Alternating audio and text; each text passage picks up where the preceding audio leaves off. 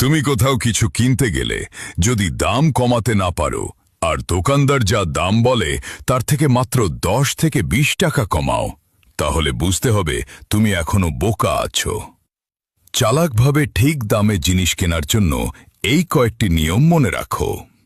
প্রথমে দোকানদারকে জিজ্ঞেস করো, দাদা এটার দাম কত?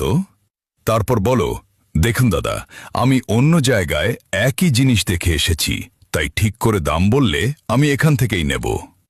এতে দোকানদার মনে করবে তুমি আগে থেকেই বাজার যাচাই করে এসেছ এবং আসল দাম জানো। তখন সে একটু ভাববে।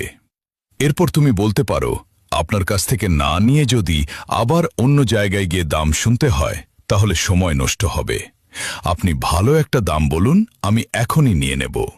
এভাবে বললে দোকানদার বুঝবে তুমি সিরিয়াস কাস্টমার।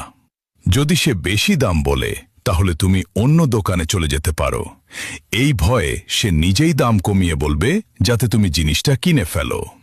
মনে রাখবে, আত্মবিশ্বাসের সাথে কথা বললে আর একটু কৌশল ব্যবহার করলে সহজেই ভালো দামে জিনিস কেনা যায়।